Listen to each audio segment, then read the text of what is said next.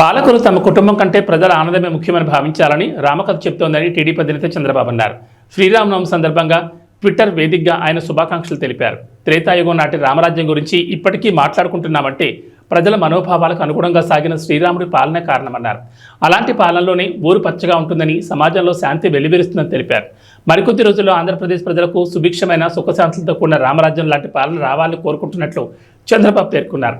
TDP జాతీయ ప్రధాన కార్యదర్శి నారా లోకేష్ ఎక్స్ వేదికగా శ్రీరామనవమి శుభాకాంక్షలు తెలిపారు. ధర్మపాలనకు పెట్టింది పేరైన శ్రీరామచంద్రమూర్తి కరుణా కటాక్షాలు ప్రజలపై ఉండాలని కోరుకుంటున్నట్లు చెప్పారు. సీతారాముల దయ అందరి కుటుంబాలపై ప్రసరించి సుఖ సంతోషాలు ఆయురారోగ్యాలు కలగాలని ఆకాంక్షిస్తున్నట్లు పేర్కొన్నారు.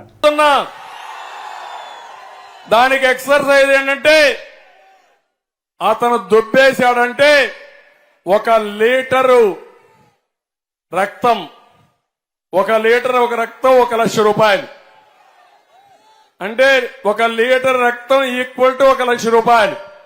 మీకు ఇచ్చిన డబ్బులుంటే ఒక పువ్వు అంటే 1 లక్ష రూపాయలు. ఈ రెండు లెక్కేయండి. మీకు ఇచ్చిందెంత, దుబ్బేసిందెంత, ఈ రెండు లెక్కేసుకుని అప్పుడు వస్తే ఎవరు వచ్చినా నువ్వేమిచ్చమ్మా, ఆడబిడ్డలున్నారు. నేను ఎప్పుడు చెప్పేవాడిని, ఎవరు ఎన్ని చెప్పినా బెస్ట్ ఫైనాన్స్ మినిస్టర్స్ భారతదేశానికి ఫైనాన్స్ మినిస్టర్ నిర్మలా సీతారామన్ కంటే తెలివైన వాళ్ళు మా ఆడబిడ్డలు. మగవాళ్ళు డబ్బులు ఇస్తే మీరు సంపాదించే డబ్బులు చూస్తే ఎంత పిల్లల చదువుకు పెట్టాలి, నిత్యావసర వస్తువులు ఎంత పెట్టాలి, కరెంటు ఛార్జీలు ఎంత కట్టాలి, బడ్జెట్ తయారు చేసి అవసరమైతే మిగల పెడతామా లేకపోతే అప్పు చేస్తామా, మొత్తం వడ్డీ కరెక్ట్ గా లెక్కేసేది మా ఆడబిడ్డలు. అవునా కాదా తల్లి? ఇప్పుడు మీరు లెక్కేయాలి.